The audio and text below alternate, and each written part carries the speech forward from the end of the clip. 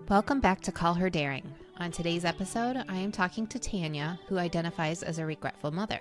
Tanya submitted her story to me a few months ago, and I read it on my Regretful Parents series on TikTok. In her message, she details how much she loves her children, but how the act of motherhood has completely erased everything she was before they existed. Today, Tanya and I talk about the circumstances in which she became a mother, how the reality of motherhood compares to her expectations prior to having kids, why she feels regret, and what advice she would give women considering motherhood. If you're interested in listening to Tanya's original message, you can find it on my personal TikTok page, that's at Kelly Daring, and it's part 9 in the Regretful Parents series.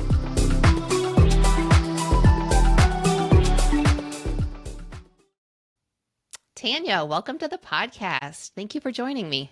Oh, I'm honored to be here. I'm a little nervous. Yeah, I know. Me too, actually. You are my first Regretful Mom interview, and so I'm a little nervous too. So that makes 2 of us. But oh, good. Then we'll just be besties by the end of it. Exactly.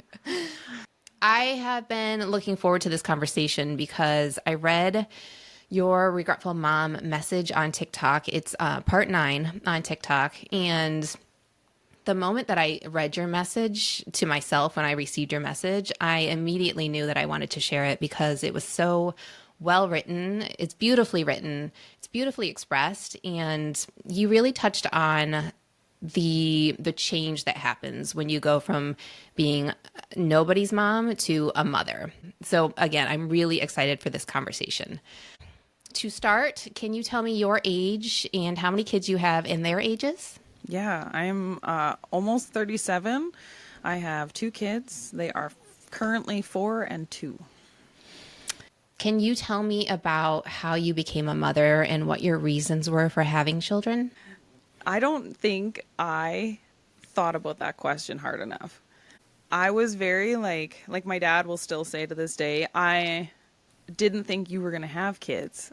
And I didn't think I was going to have kids. So I was kind of 50-50. And then I met my husband, and my husband was like 100,000 billion% I would like to have kids. And I was like, okay, well, I'm 50-50. So I guess that just knocks me over the fence. Like I could take it or leave it. But I like you and you seem keen. So let's go for it. And like, to be fair, my husband is probably the greatest dad ever. And he definitely should be a dad. Like that's a great role for him. That's nice to hear. Not everybody says that. Yeah, I don't think I'm a bad mom. I just struggle with the role. It's just a lot. It looks like a lot, yes. I'm child-free. I do have 3 stepdaughters, but I have observed moms with their kids since I was a teenager, as I've talked about on TikTok, and it looks very difficult to me. So I agree. Okay, so your husband definitely wanted kids. You fell in love with him. You were on the fence, and so that just kind of pushed you over the edge. And so what were your feelings about children before you got pregnant? Did you like kids, or were you just kind of ambivalent? What were your thoughts on kids in general? I think I thought of kids like I've never seen kids as like a global term of like, oh, I like kids, or it's like I like that kid. Yeah. So I found there were some children that I just like melted my heart and I absolutely fell in love with. Globally, like children as a banner statement, I'd be like, no thanks. Yeah. There were the ones that I had, like my friend has 2 daughters, and I would, lay on railroad tracks for those kids. Like, I just love them so much. So yeah, and I was really banking hard on, because I was pretty open about questioning having kids. Like, oh, I don't know. And the reinforcement you get globally is like, oh, you'd be such a great mom, or, oh, it's different when they're, because I was like, well, I don't really like kids. And they'd be like, oh, well, it's different when they're your own kids. And then you have these connections with these other kids. You're like, oh, well, it's probably kind of like that, where, they're going to be my best friend or whatever. Totally, yes. The response of it's different when they're your own, I feel, is said in pretty much every situation when any woman expresses any sort of doubt that she wants to be a mother. I feel like it's different when they're your own is like the go-to, that, and you'll regret it. And that's so frustrating because, yeah, the world is telling you It's different when they're your own. And you look at your friends' kids and you look at, maybe your sister's kids or your brother's kids or whoever, and you think, yeah, I love those kids. Those kids are freaking amazing. And maybe it will be different when they're my own. And then when they are your own, tell me about that. What's the difference?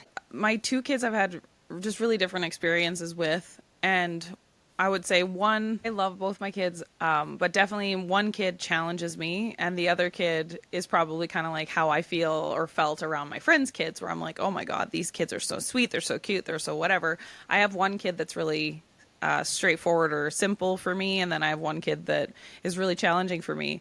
And both of my kids strongly prefer their dad, which, like, I can't even blame them. He's just like...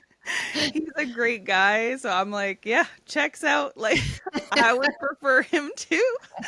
And so I have not felt that like bestie behavior with my kids. Like, so when people are like, oh, it's different when it's your own kid, it's like, well, yes, because there is like a biological tether. Like when my first kid was born, I remember looking at him like laying there sleeping in the bassinet, and I was just like, oh my God, you will never not exist. Like it doesn't matter what happens from this moment, you will always have existed. You will always be a person. So if you die, my whole world will implode. If you get taken or you go away, I will not think about you every single day. Like there's that. So that I would say is different when it's your own kid, because I obviously don't think about my girlfriend's kids with that same gravity. I think like on their birthday, oh yeah, I should call up little, Yep. But with your own kid, there is that is definitely different. And that is actually part of like the cautionary tale that I would go back and tell myself is like, hey, on top of all of the logistics, like the overwhelm and the day-to-day and the, identity erasure and all that, there's also the anxiety of these people that you care so much about living in the world and susceptible to just as much injury and trauma as any other person in the world. And you can't, like, you could pack them in pillows and they'd still not necessarily be safe. Like, you can't protect them from things. And just the potentiality of what could happen to these people, I find, I can't think about it too much, or I get really buried by what the, and I've watched too much true crime, which probably doesn't, That doesn't help. So yeah, it's like, I guess the biggest reason that I am grateful that you have a platform like this and you're talking about this is just that I think I wish I would just had some different conversations before I had kids. If I had someone saying like if I was like, yeah, I'm just not sure about kids, and someone said to me, don't do it until you're sure, I think that would have sat differently with me than it's different when they're your own. Okay. Or, yeah. I didn't have anyone say don't have, the regret it thing. I know that's popular response. I didn't have that one. I had a lot of, it's different when it's your own. And after you have the baby and you look that baby in the eyes, you're just, your whole world shifts, like your priorities change, blah, blah, blah. I also did not have that experience, but I was also told that one quite a few times, like everything just changes after you look at that baby. And that was, not my, that was not my experience. I mean, other than the thing I told you where I looked at him and went, oh shit, this is a big deal. And I was, now I am so invested in your mortality, Right. Which is scary because I don't have any autonomy on your mortality. Yeah. That's messed up. I don't like that at all, because I would rather die than my kids die. Obviously, I think Of course. everybody, but Of course. yeah, but I don't have any control. Like they could get into like motocross or something when they're older, or decide they like skydiving, and I just have to sit there and like be okay with it because that's their life and they get to choose that.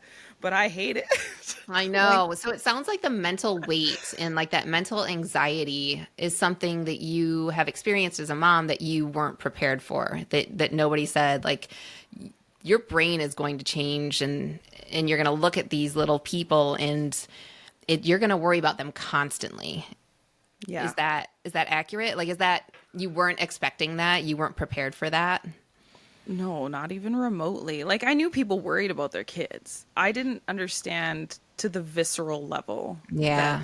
that it's there and that you have to just manage it because you can't. I don't think it's a fair life for them to live where they feel like someone is looming over them, buffering every moment. And I do believe in like healthy, risky play and all that stuff. Like you do have to like they have to live.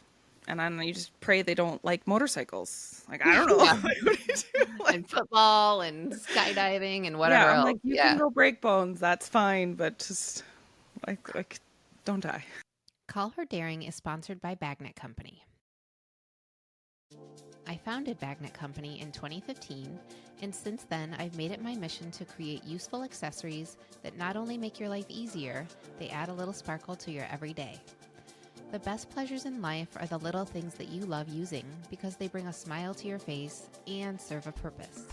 That's why Bagnet Company is a no-brainer for women who know they deserve to have it all. Easier, better, more beautiful. It's not a tagline, it's a life mantra. So talk to me about feelings of regret because, like, what does that mean to you? What does your regret entail exactly? I'm exploring, and my eldest has inspired this exploration. I have the suspicion that my eldest might be neurodivergent, and we're still confirming that because it's really early. But I'm observing, and as I have looked into it for him, I am noticing some red flags for me, and I'm like, well, this is possible that this is something. Again, it's all TBD. But I would say, because so many women, especially in our age group, are underdiagnosed or not diagnosed, and the way it presents shows up so differently that it's easier for us to slip under the radar. Yeah. I would definitely also validate someone going in to check if they might have like triggers in that regard, like sensory overload and that kind of a thing. Okay. I think that's relevant even if you're not neurodivergent, but I just think neurodivergent people would be more sensitive. So some of my regrets are essentially noticing, I guess, how I prefer or how I would choose to live my life. Like I'm a little bit rigid and particular, and I am definitely more comfortable and happy in a space where I have more autonomy, more freedom, more independence, and I get to kind of do things in a way that I want to. And with kids, that's gone essentially. Like there's so much surrender. And oh, the thing I hear so often is like, well, duh, like that's what having kids is. And it's, I guess for some people that's really obvious, but that wasn't one of the ones I logged or clocked before I had kids. I didn't think, oh, right, I'm going to have to completely, like, I won't have anything for myself.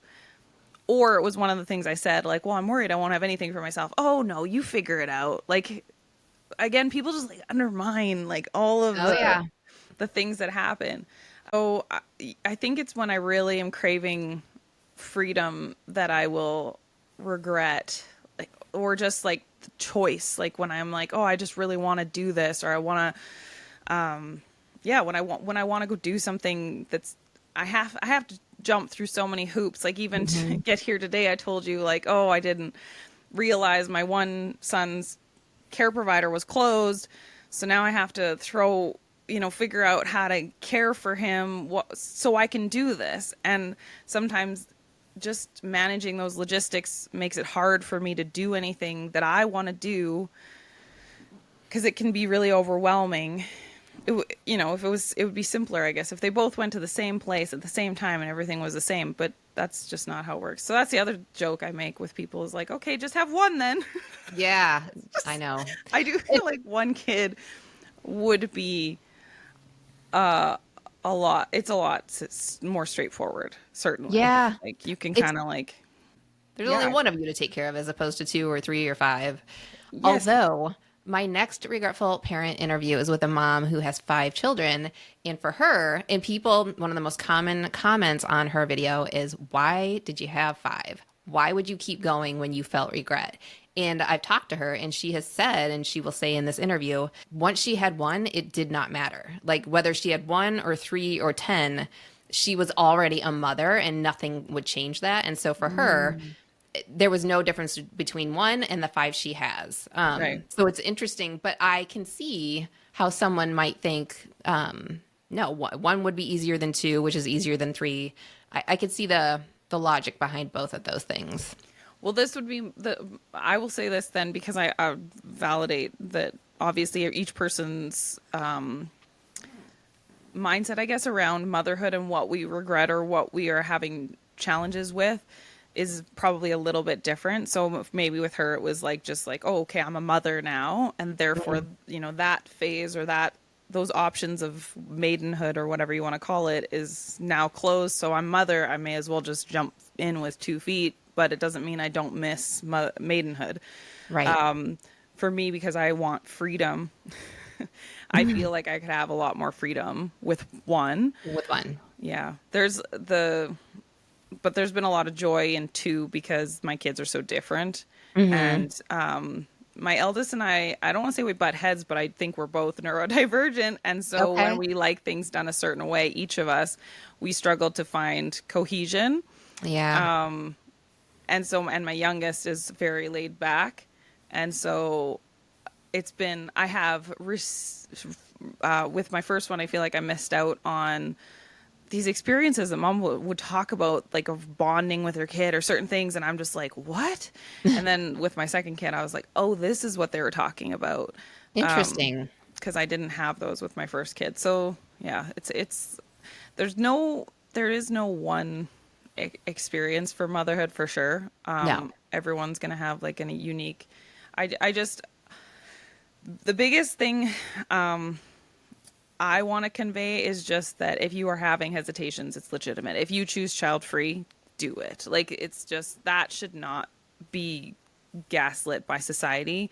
So there are so many people, and I know I'm in a rare situation where I have a very supportive partner who sees when I'm struggling and is like, hey, and he takes the initiative. Like last night, my kids were out of the house.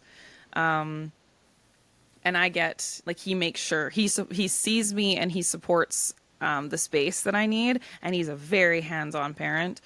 So that would be the other cautionary tale I'd say to someone else is like, pick your partner wisely, because you also might have different ideas of what expectations are once the kid arrives. Are you going to be the dominant or primary parent with just a little bit of support? Are you guys going in kind of 50-50? Is it all hands on deck? How are you distributing jobs? Because my husband still works full time, but he doesn't come home and think, oh, I'm going to sit on the couch while you make dinner and tend to the kids. Like, that's not how we run our household. Was that something you discussed before you had kids? Were you both clear on what you expected from the other in parenthood? Oh gosh, okay, let me just rewind. All of my brain has been eroded in the last 4 years. There's also, no one can prepare you for the sleep deprivation also. Oh, I believe it. Has affected my brain, and I'm not joking. I'm trying to remember if we had actual conversations around it. I know that it was, I feel like if we didn't verbally talk about it, it was definitely unspoken as far as like, but the agreement was there. Like I knew him I knew he was going to be a hands-on dad. Okay. I knew he was a diaper changer. Like, you know what I mean? There was not going to be any weird misogyny undertones in that regard. And he is, like, on weekends when he's home, like, I don't do diapers. Wow. That's wonderful. I love it. My argument is, I'm like, do you know how many of those I changed through the week? Like, I could have the weekend. I mean, obviously that's like within reason. It's not a hard no. It's just that he's the go-to guy on the weekends. On the weekends. Like, that's your job. Yeah, that's wonderful. I housed them and fed them with my whole body, and he exactly. Yes, exactly. Is a small job comparatively. But yeah, no, he's just he's great, but that's not the the norm, I would say. Like in any mom group I've ever been in, the stories that I have seen about people's partners, I'm just like, praise the Lord for mine. Yeah, no kidding. So it sounds like you didn't really discuss it, but you just knew. You knew who your partner was, and so you knew Yeah. who he was going to be as a dad. We had aligning values is what I would say Yeah. in that regard. And my husband also grew up in a home where his dad was very hands-on. Like his parents were very balanced. Like his mom went away sometimes, like, and his dad encouraged her to go away. Like I think he had a little bit of a leg up in that regard. And then my upbringing was like a little bit more dysfunctional, but not but still healthy dysfunctional. Like my parents were divorced growing up, but they were very communicative and very healthy divorced people. Like they never said bad things about each other. Like they were like really, really good. So I think between those two dynamics, we just that was an aligning value. Was yeah, everybody shows up and it's both parents are important essentially. It's so cool that he is such a wonderful father and so active with the kids, because often you've probably noticed on my TikTok videos about regretful parents, one of the go-to responses is, this sounds like you're a regretful wife, not a regretful mom. And so people love to pin it on the husband or the partner that's not active, that's not changing diapers, that's not there for dinner time and bath time. He's out on the golf course. You know, the point is like you chose badly, and you don't regret your kids, you regret your husband. Mm-hmm. And I love your story because you are proof that you can have the most active, wonderful partner and father to your kids and still experience regret. Yeah, definitely. I mean, I could certainly see the regretting your partner compounding. Oh yeah, absolutely. The issue. I have actually really, I don't know that I would have survived. And I know that this sounds very hyperbolic, but I don't know if I would have survived motherhood without my partner. And I mean that quite literally, just because I struggled with postpartum depression very intensely with my first, and arguably it like has lingered. Like I guess you can have postpartum depression for 7 years or whatever. Yeah, And yeah. I'm like, is it just depression? Like I don't know, but so I don't know how I would have lived if I didn't have a person who was there for me in the way my husband has been. I'm very grateful for him. When did you start to feel feelings of regret? Was it, some people have experienced it prior to their children even being born. They felt regret even when they were pregnant, and then some when their child was born, and then some not until a little bit later. When did you really start to feel any feelings of regret? I was pregnant. When you were pregnant, okay.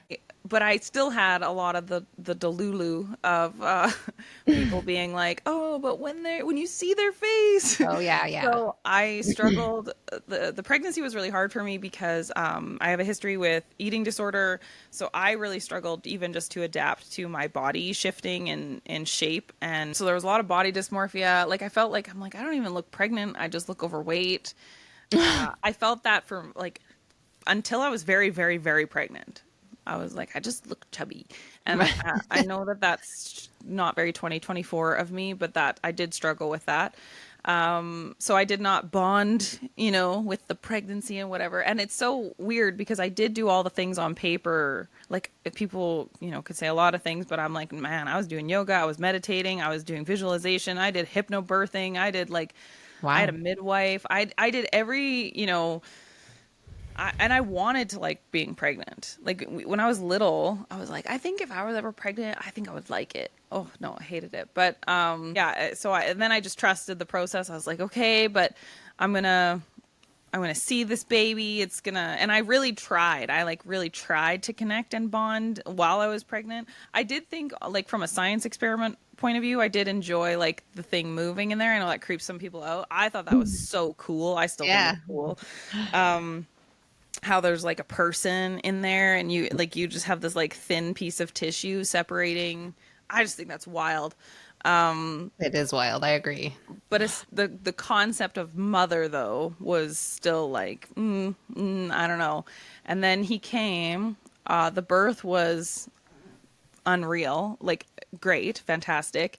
Oh, wow. That is probably my that's my like little tether that I hold on to as far as because living with regret in motherhood is really hard, right? Because it's you have Yeah. you're in cognitive dissonance because you can regret it, but you're there. So you do have to make peace with it as often as you can, otherwise you'll go bananas. Yeah. So something I hold on to is birthing my first son was one of the coolest, most empowering, most amazing experiences I have ever had in my entire life. Cool. And there is nothing that comes close to that experience. Funny Because of enough, what your body was able to do. yeah, the whole thing was like, I don't know how to explain it. The whole thing was magic. Like it was just Cool. amazing. We had a home birth for both of our kids. But even the birth of my second kid was nothing compared to my birth of my first kid was just wild. It was so cool. But definitely I did not see him and go, "Oh my God, look at this exquisite creature." I have there's a video of me saying like, "Well, kind of funny looking, but I guess we will have a good working relationship until we, develop this into something more." I, I I love just it. I thought he was kind of squishy. I asked the midwife about him too. I was like, "Is this is normal? This is what they look like? This is?" She's like, "Yep." I was like, "All right." I didn't have a lot of experience with infants and newborns, so Mhm. anyways, it's kind of funny, but and people don't like it when I talk candidly about a baby like that because they're like, Really? "Oh, what a this poor infant was not loved." I'm like, "Listen, his dad had enough love for like 7 people. This kid is loved, trust me." And then yes, mine was a little bit more practical, a little bit more functional, but I still did all the things. I snuggled him and I Yeah. breastfed him and I did all the things you're supposed to do. But yes, it was probably with a little less enthusiasm than some. Well, it irks me Um, to no end that it's expected that there's one experience of motherhood. And if you don't express that that was your experience, then there's something wrong with you. It pisses me off to no end. Like, no, every single birth experience can be different for the mother. It's not a one size fits all thing. So, yeah, it really, I hate hearing that you were expected to have this one type of experience, and if you voiced that you didn't, then it was somehow less acceptable. That irritates me. I Sorry.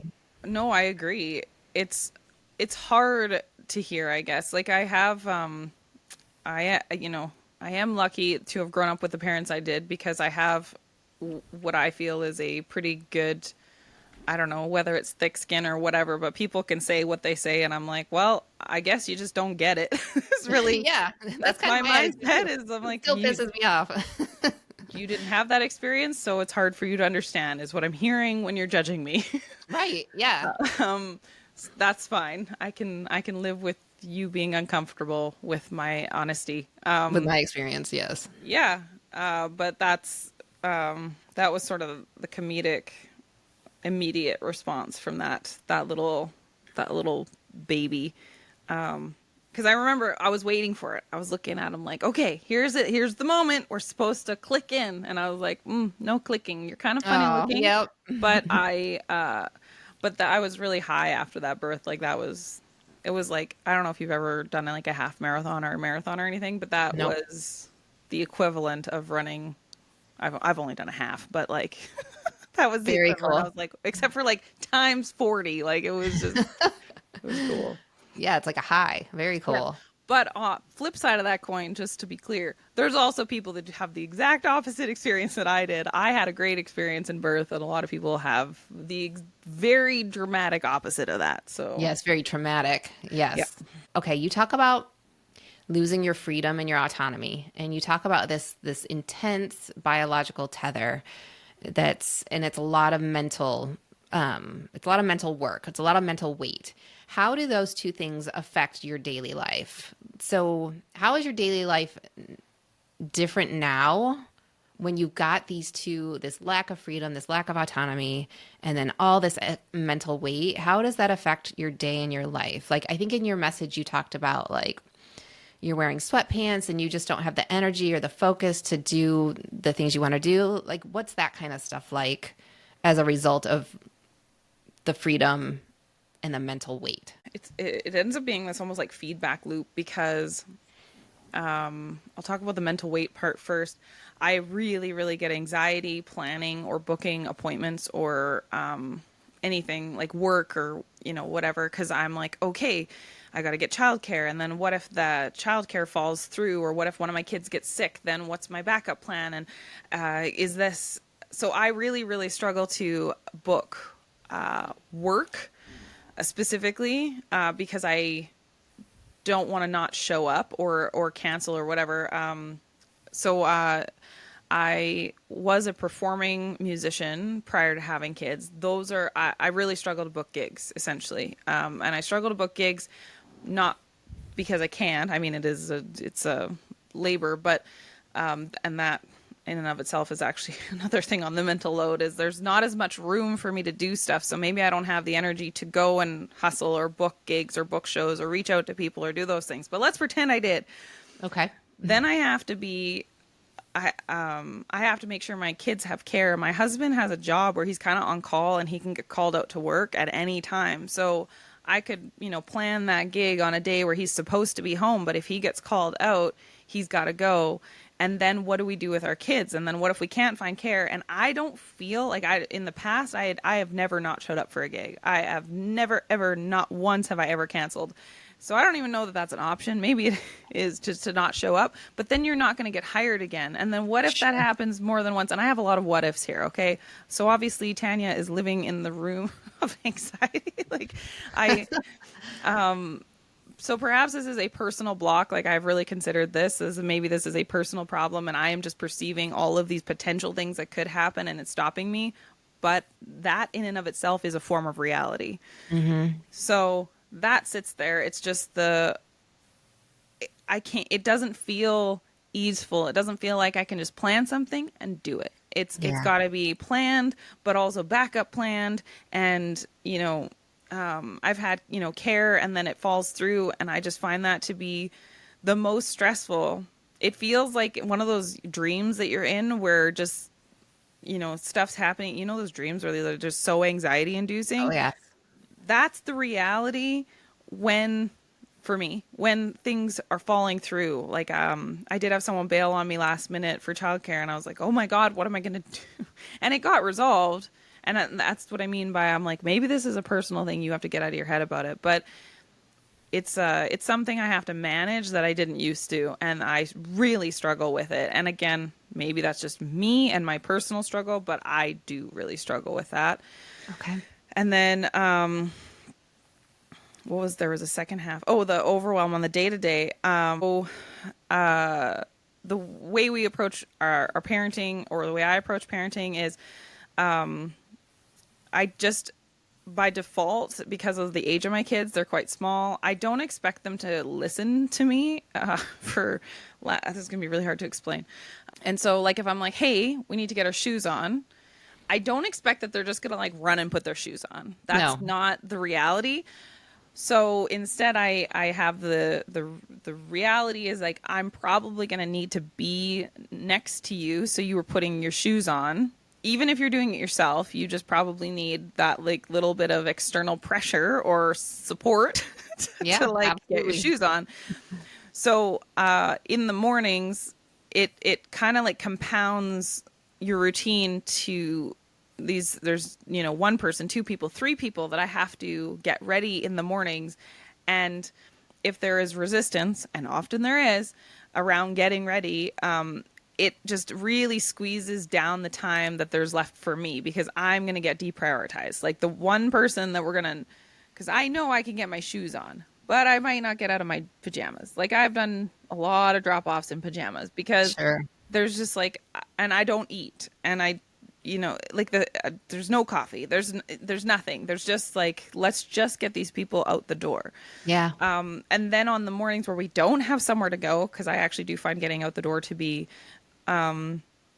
wildly challenging and kind of exhausting just in and of itself. So say we don't have somewhere to go, I feel like I have a little collapse. Like in the mornings, I'm like, oh, like I just want to sit and drink my coffee Yeah. and I just want to eat breakfast.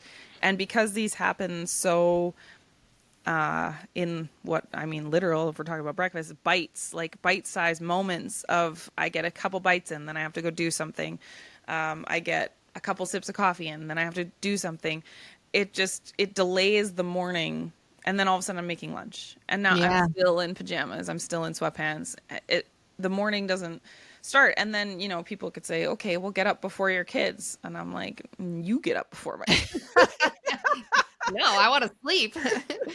Like, some days I can get up before my kids, but some days my kids are up really early, and Yeah. that's just not an option. And I find that's another thing that makes it hard to have routine. And I want to go for a walk. Like, I want to feel like I'm moving my body and being physically fit. But now my kids are at an age, again, lots of opinions and lots of like, so where I could maybe once use the stroller, my 2-year-old, like once they start getting in that like moving phase and they can explore, they don't want to sit. And that Yeah. includes in a stroller. So you can't just like go out for a nice morning walk and like burn off some steam, because it's not going to be a nice walk. It's maybe, again, maybe if you have the right kid, it is for some people. My first kid, I actually, the first year that he was born, we went out every morning for a walk. That was a great part of our day. But again, as soon as he was approaching 2, I couldn't do that anymore, because he wanted flexibility, he wanted freedom, he wanted to get out Sure. and move. And then I had a newborn coming, or was there around that time anyways. So, yeah, anyways, it just makes it really hard. I have a hard time.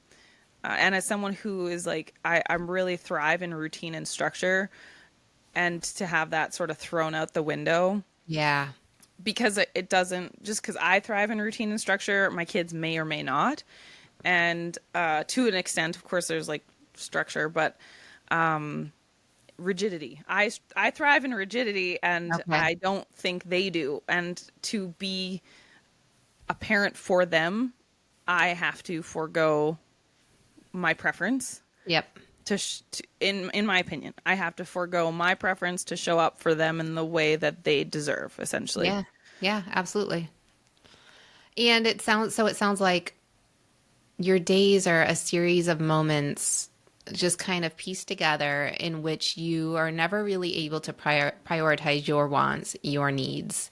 And it makes sense because you have to prioritize your children's first. And so you come last pretty much every moment of every day. And that can be exhausting. And that's something that I think many women don't understand, that their life is going to change in that way, that will be their new reality.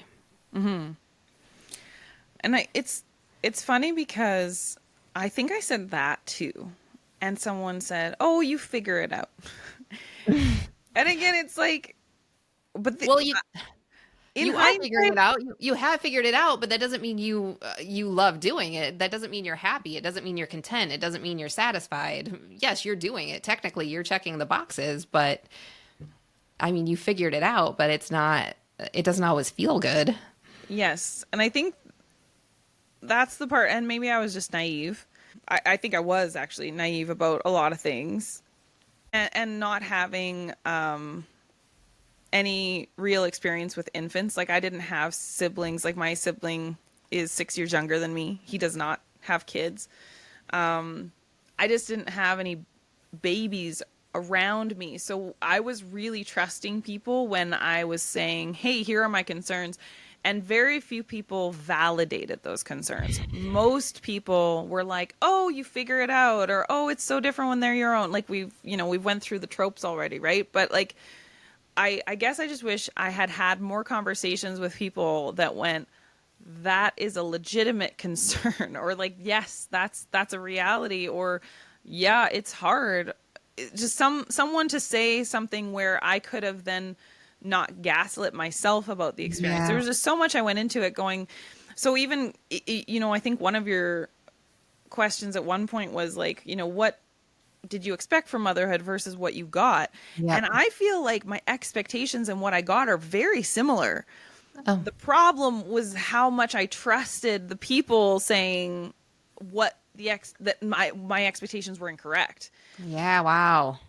And I think that there's definitely been some experiences that are different, as far as like I wasn't expecting the amount of overwhelm. Like again, people were like, oh, you can still work and do motherhood or whatever, and some people can.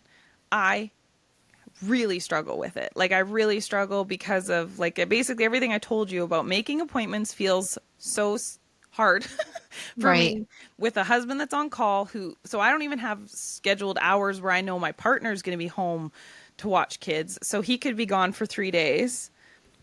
And so and this happened lots actually where I've had work scheduled and then he's like, "Oh, I got to go out." And so then I am scrambling to find care, and just the workload of that alone feels like a job. And Yeah, absolutely. it just compounds everything. So I would actually love to hear from moms who just work like a job. I'd be like, how do you do that? Like, Yeah. how do you do it when your kids are sick? Where do they go? Because the day homes and the daycares won't take them if they Yep. have, a snotty nose, which is about 98% of the time. Oh, I know. No kidding. They're so gross. Yeah, they're like little petri dishes. And I thought I used to look at snotty nosed kids and be like, oh, that's so gross. Like if I had a kid, I would never have a kid with, yeah, both of my kids have very Yeah, snotty noses all the time. It's disgusting. constantly. Yes. Yeah. But, those are the funny moments too, when you're like, you're such a better parent when you don't have kids. Yeah, it's so true. Oh, you think you're going to do it perfect. But I think what you just said is so impactful about wondering what your expectations were before parenthood, and you actually think your expectations were on target, and it's the other parents, it's the moms in your life who led you to believe that your expectations were off base. That's so interesting to me. So do you think they did it on purpose, or do you think that it's just not their reality? I think it's not their reality, but this is me expecting. I think most people are good people. It's two things. I think I don't know. So TBD. Let's come back. Let's circle back in 20 years. But like a lot of the people that are telling me this too are quite a bit older than me, so they had Okay. like more adult children. And I think when you have adult children or older children, you romanticize that early life of your kids because you remember that and they are so cute. Oh man, they're Sure. just like, you just want to squish them. They're just also so intense. Like there are, the realities of the job it is still very laborious, but it doesn't cancel out that they are so cute and they're Adorable. yeah, they're lovely little people. But I think maybe the further away you get, you kind of are like, oh, I miss when my kid was squishy and cute like that. I miss when we'd snuggle. I miss when, they used to say that word that certain way. Like there is a magic to kids being young and little. Absolutely. And I think when they're your own kid and you've had, maybe 20 years to like get to know your own kid, of course you're going to look back and go, oh man, I wish you were that little again. I loved you that little. But I think you end up because the human memory is such an unreliable thing. Yeah. And I think you take those present feelings of the 20 years that you've compounded to love that kid and you apply it to that little person. But like my son, when he was born, was a stranger as far as I'm concerned. Like he was foreign to me.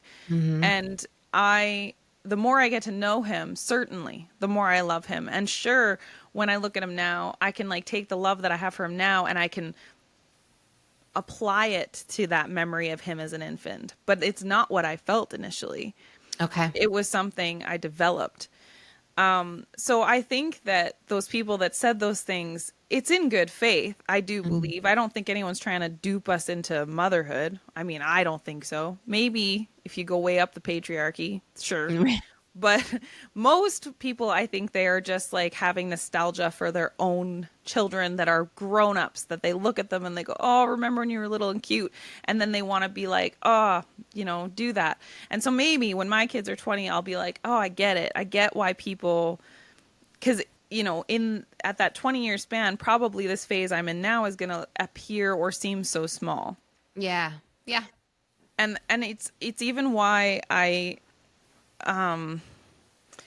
not hesitate to talk about regretful parenting. Well, there's lots of reasons to hesitate on talking about regretful parenting, but one of them is I'm like, I'm not done yet. So should I even be talking about this yet? Like, I feel like I need to come, I shouldn't be able to talk about regretful parenting until maybe 20 or 30 years has passed, because then I have a fuller picture to speak on. Yeah. And so that's something I guess I think would be awesome for you too, is like if you can find an older demographic to talk to about regretful parenting, just to see how long. I'm curious how long that goes. But certainly there are realities that if you are averse to, like if you were thinking, I'm not sure about having kids because of this, that's just what I would want to validate, is going, those are real and valid concerns. And, how much of your life are you donating to the cause? Because like, I'm quite certain that I'm donating 20 years until they're kind of like, and obviously I'll still be a part of their life and important and all that stuff, but there will be maybe even 15 years if you go, like if they get a lot of independence in that teenage era. But the work just gets different. Yes, it changes. I also wonder if I might be a better older kid mom. It's another working theory, which again we'll have to come back to this if you, but is kind of going like, I wonder if there's just some moms that really struggle with early years, but maybe we're better in the teen years, because you hear the flip a lot. You hear people going like, oh, teenagers, and I'm like, I don't know. I feel like I could vibe with a teenager. I feel like I could have a conversation, and I feel like a lot of teenagers kind of just need to be heard and held space for their feelings, which are valid, and probably a little extra because of hormones and various other factors going on. But I mean, women of all people should understand hormone fluctuations. Yeah, no kidding. Yes, I think you're right. I think many women do feel that the younger years are much more difficult than the teenage years. And there are women that feel the opposite. But so many women say, just wait until they get a little bit older. It gets easier. It gets better. There are so many women that say that. So I do think that's true.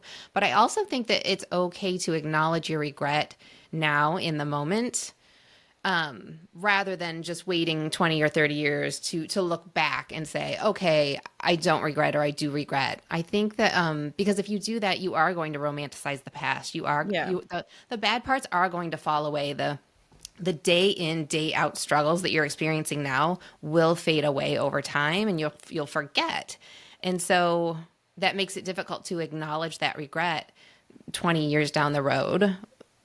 And so in a way, you're kind of not being true to yourself, to your experiences and your feelings, by only looking at them from 20 years down the road. Mm-hmm. Oh, you said you think you're going to be possibly you're going to enjoy the older years more. And I could see that. Yeah, I could see that. Maybe I'll still hate it. I don't know. These are the threads that keep me going. Like, yes. Okay.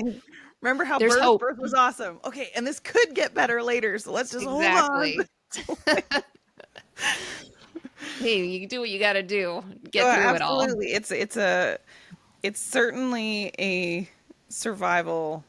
I guess that's the part that I feel, if I'm going to be like, have a pity party for myself, that's the pity party I have, is I'm like, what a way to live though, to just be surviving it. Like, I've just always had this philosophy. And again, maybe it's been naive, maybe I'm stupid, but I have just always had this belief that we're I'm an empowered person, and I'm the creator of my life, and I don't want to be miserable. I don't want to be regretful. I don't want to be depressed. I don't want to be angry. I don't want to be resentful. I don't want to live as this person.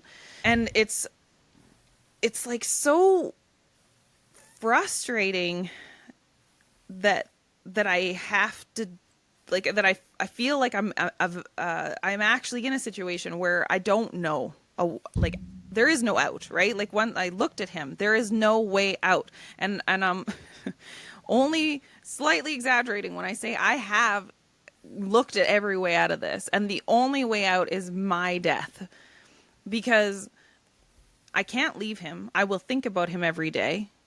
I will, and sorry, this is me going off the first kid. It's both of them, obviously, but I can't leave. I will probably then become some sort of like, alcoholic addict, something, right? There'll be some sort of whatever. I can't, like, I'm not going to adopt them out. Obviously, that's silly, right? Because my husband, but like, just again, whatever. Come with me on this journey, right? Like, Yeah, absolutely. you can't, put them in another home, because again, you're just going to be tormented thinking about them all the time, because that biological tether is real. And then, they can't die. That's not on the table at all. Like, I will just die. I will implode. And so, like, the only way out, the only way to actual freedom is for me to die. And I really just can't do that to my husband. Like, I just, he likes me. He's a really nice guy, but he likes me too, even though I'm not as likable. Yeah, I just, there's no way out of it. And so it's weird to live in this, like, okay, there's no way out of it. So yeah, then you gotta, cowgirl up, I guess. Like, I don't know. And then this is, I guess, me trying to figure out how to create and live in joy when a lot of my environment is working against that. Right. Yeah. I think it's a great point. I think it is the only thing in life that you cannot change. You cannot go back and undo it. You can't pivot. You can't go down another road. Once you are a mother, you are a mother. There is no changing that. And that is terrifying. It is literally, I think, the only decision you can't undo. Exactly. In life. Like, you can even remove a tattoo. You can get a divorce. Like, there's so many things that, yes, they're permanent, but they're not. That is one that is permanent. And it doesn't matter how you do it, even if you are someone who miscarries or someone who terminates a pregnancy, or how, like, that is not, it's just still there. It's always there. You're even, and this is not me, I'm making obviously no attempt to guilt people around certain choices. This is just me going, but it's there. It's a reality. It's a part of this, that motherhood is not, it is like the only thing that is absolutely fixed, permanent. I think even fatherhood is a little bit escapable. Not for every guy maybe, but there's definitely more options around it. Motherhood is like less judgment. Well, yeah, which is wild. It's crazy. Okay. Yeah, but it is true. Could go off on a little feminist tangent there. Yeah, I know. I think you may have answered this, but I'm going to ask anyway. So if you could give any advice to young women who are not mothers, who are thinking about whether or not they want to become mothers, what would your advice be? To validate, if you have a feeling, if you are intuiting something around motherhood, if you are hesitating, that is valid. Like, period, full stop. If you choose to be child-free, valid, full stop. No questions. And if you're, like, if you are not, it is, isn't that on the Eat, Pray, Love movie? Like, it's like getting a tattoo on your face. Like, just, if you are not fully committed, don't do it. It's just, and that's the thing. I think I would probably just go and smack myself upside the head. Like, no, you don't have a baby, because you're kind of like, maybe I would, maybe I wouldn't. And then you're like, well, this guy's great, so sure, I guess I'll have a baby. No, might as well. What are you doing? And I was like, oh, I thought you were a smart person, and now I'm just not so sure. So I just, because I think also, even if you have a lot of conviction around having children, and I do believe some people really are meant to be mothers and destined to be mothers, and I agree, are just supposed to have kids. If you know that, oh man, do it. Like, because on those hard days, that's the thread I wish I had to grip to, was why I chose this. And the why I chose this is stupid, so I can't use that as a thread. I have to make other threads to connect for myself, to hold on to on hard days. And the privilege of having a partner who really cares about me to hear me when I say I'm having a bad day, and him going, okay, I'm coming home. I've got this. I'll do it all. You just go sit in your room. You go, like, he's just, yeah. Anyways, I'm lucky, and I know I am. I'm so glad you have a great partner. Yeah. Me too. When your kids are older, how honest will you be about your experience in motherhood? Will you protect them by not telling them about your regret, or will you protect them by sharing your feelings in an effort to help guide them through intentional choices? This question has haunted me since you told me about it originally. So I think I will have an answer for that in 15 years or so. Yeah. I think what I will emphasize is essentially just making sure they're sure. And so, like, the problem is I'm such a bad liar. So if my kids ask me point blank, like a question point blank, I can't lie. I think I have tact, and I think I can be diplomatic, but I can't lie. So if they ask me point blank a question, I'll probably have to answer it. But there are still honest answers I can make that I don't think are Hurtful. yeah, like, do you regret being a mom? Like, that would be a no, but yes. Like, there's, like, to them, I don't know. It depends on how old they are too, actually. If they Yeah. ask me these questions, how old are they? What's the age appropriate answer? Like, how much are you going to understand the nuance of my answer? Because there's a lot of parenthood that I certainly appreciate. I think personally, I'm a better person now after having kids. I think this was the only way for me to become this person, was through having kids. I wouldn't have got here without my kids. I don't think everybody's that way. I don't think you need to have kids to be a better person or anything. But I just think that was the way I learned certain things. Like, I am more patient. I'm more compassionate. I have a lot more room for understanding experiences I haven't had. Like, there's just a lot more space. I have a better understanding of myself, because I didn't realize I had these needs until they were taken from me. And going, oh, okay, here's, so I think it depends on what age they ask me certain questions. But if they're at the age where they're considering having children, it would basically be me emphasizing, make sure you're sure, and without fear mongering, because that's the other thing I think people can do too. I had a lot of fear mongering around birth, which I think actually amplified why it was so awesome. I was like, take that, suckers. Yeah. That was amazing. Awesome. So, like, when you tell people you're having a home birth, the look on most people's faces is not very supportive. But yeah, I think it would depend on. It'll be a nuanced answer, but to be honest with you, and essentially, if my rambling has not conveyed that already, I don't have an answer yet. I don't know. I don't know what I'm going to do, and I think I'm really going to have to lean into the moment. I'm going to lean into my intuition. I'm going to lean into how they're asking me the question, why they're asking me the question. But I also, I can't lie. I don't lie to my kids even now, which is sometimes to my detriment.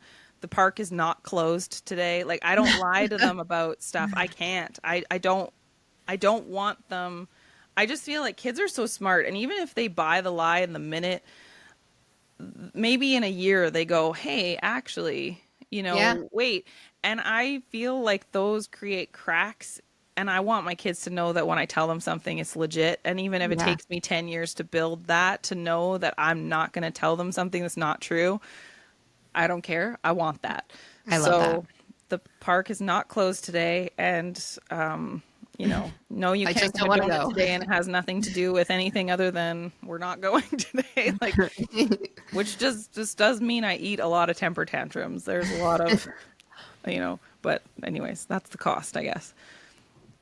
Yeah, but at least you're honest, and that's honorable. I think that's an important thing. It's my noble journey. Yeah.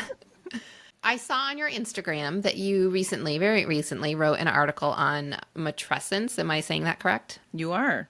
Okay. So I was unfamiliar with that term, and I was wondering if you could tell me about it and why you wrote the article. Okay, first of all, I'm honored you creeped me. Of course. Second of all, Oh, that reminds me. I have to work on an article here. Okay, thank you for that reminder. Oh my god. Okay. So matrescence is, if I was better prepared, I could give you better.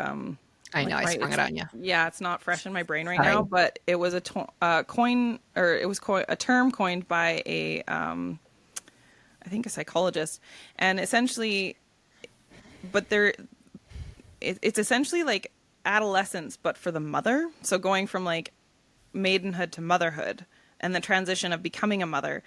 And I think that in my opinion is not like that's valid to anyone that has biologically given birth, but also anyone that's adopted a child or anything. And honestly, I think it actually can translate personally. Again, this is just my opinion, but I think it can translate across any age range. That was actually one thing I thought of when I was holding my son and how foreign he felt to me was I was like, man, like there's no difference in adoption versus birthing a child biologically for how unfamiliar he felt. Like as in it just to me it just really some people said, oh, you can't love like an adopted kid like you love a biological kid. Like I call BS on that. I would say no, you absolutely can love them the same. But anyway, sorry, digression. But essentially, matrescence is that transition from maidenhood to motherhood, and all the wiggly stuff in between. And it can include like identity erasure, like a lack of self, like not feeling like you know who you are, because you're kind of between roles. And that's a really oversimplified way to put it.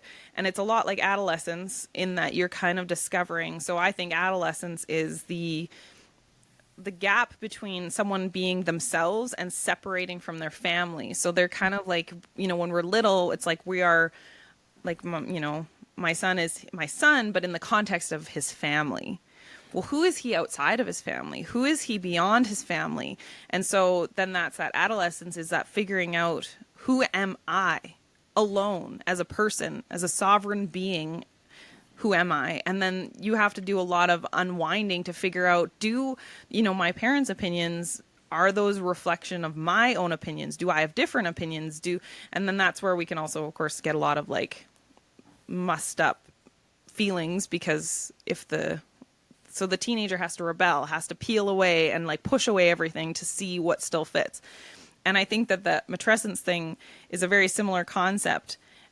Except for I think it's almost the opposite, that a lot of us are clinging to the maidenhood. We're like, no, I don't want to let that go. I want that. I liked that. I liked her.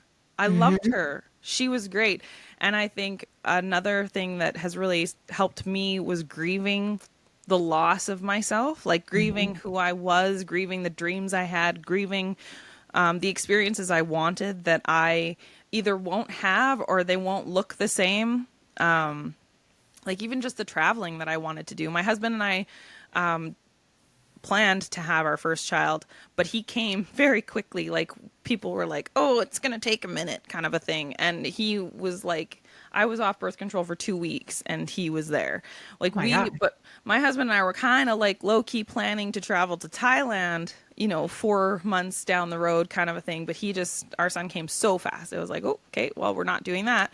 Wow. So we'll probably still get to Thailand, but it's not going to look the way that it would have the first time or in that, so when people say, oh, you can still do that. Yeah, but it's going to look different. Yeah. I've digressed again. I'm sorry. I should have warned you. I can really get out of hand. You're all good. This is great. I love it. But I do think that matrescence, I really wish it was a little bit more widely acknowledged. I was just going to say, why aren't we talking about this more? This should be talked about by every mother, the change that they go through from being a non-mother to a mother. Like, why aren't we talking about this all the time? Because it's such a huge shift. It's huge. Even mothers willing, because this does not just apply to regretful mothers. Like even willing mothers going into mother, there's still a loss. Like you're still letting stuff go. You're still taking on new stuff. Your role shifts, like the balance, if you will, shifts. Like we talk a lot about balance in motherhood and like things change. And and then layer on that, of course, the hormone shifts and fluctuations, the body shifts and fluctuations. And again, that can be kind of like, you can take adolescence and compare a lot of that, because there's a lot of those heavy changes physically happening in the adolescent body. And so this is a form of adolescence in a way. And then I think probably another conversation that needs to be had around women is like, we need like talk about menopause, because that's another big transition. And again, it's like a releasing and then taking on a new role. I think I'll again cross that bridge when I get there, but one crisis at a time here. Yeah. Pace yourself. But I do wish it was a little bit more commonly known, because I think it could be, it could just really contextualize a lot of our experiences, which would then make them a little less alarming. Yeah, absolutely. Absolutely. And I hope to do that with this podcast and continue to do that with my TikTok channel, is to bring these things to light, keep talking about them, so that women, again, like go into motherhood intentionally and they know what they're getting into and they're not surprised and their feelings are validated. Because in the case of your story, you kind of knew what you were getting into, but your feelings weren't validated. That's really not helpful for anyone. For me, it's a theme I've noticed, and this is like a slight separation from the topic. So this might just be my like little like, you know, seed of wisdom for just any woman, but I have allowed myself to be, you know, low-key gaslit, like kind of my whole life. Essentially, I would had a feeling around something and then I spoke to it, or, you know, went to put it into action, and someone went, "Oh, I don't think so though." And I was like, "Oh, well, you know, you're older or more experienced or whatever." And I relinquished my feeling like, "Oh, okay, well, I thought this, but you say this, so I'll listen to you." And that's just been a theme I've noticed in my own life. And so that's my number one thing I like to, when I get an audience of women, that's the one thing I like to say is like, trust yourself. Like, your thoughts and feelings and intuitions and instincts are valid and real, and take input, but don't erase your feeling because of that input. Like, just layer it all in. Go, okay, here's my feeling. Okay, someone said this, and then add that on instead of replacing. I think that's such a great comment to end on. That was like beautifully stated. And I could not agree with you more. For some reason, well, not for some reason, there are systems in place that make us second guess ourselves constantly, that make us not trust ourselves, and we can't allow this to continue to happen. And we need to make a change, not only for ourselves, but for the next generations of women. They're going to have a much harder life, I think, with all that's going on in the world, and the least we can do is teach them to at least trust themselves. If they can't trust anyone else, they can trust themselves. So I think that was a beautiful note to end on. Thanks. I feel I'm gonna have what's it called? I can already feel myself having anxiety and remorse about putting my foot in my mouth like 70,000 times through this conversation. So I'm going to live on that compliment, just so you know. Well, thank you so much, Tanya, for joining me today. Talking to you has been invaluable, not only for me, but I know for the Call Her Daring listeners. And so I just can't thank you enough for sharing your story and your experience with us. I'm so grateful that you've created a platform for this. So just thank you for doing that. Thank you. You're welcome. Thanks for listening to this episode of the Call Her Daring podcast. You can find me and Call Her Daring on TikTok, Instagram, Facebook, and YouTube. Follow for even more content and conversations about women being radically honest about the female experience. Please join me here every week for a new episode of Call Her Daring, and let's continue the powerful tradition of storytelling with the goal of informing and educating us all, so that we may step into our truest selves and realize our full potential as powerful women.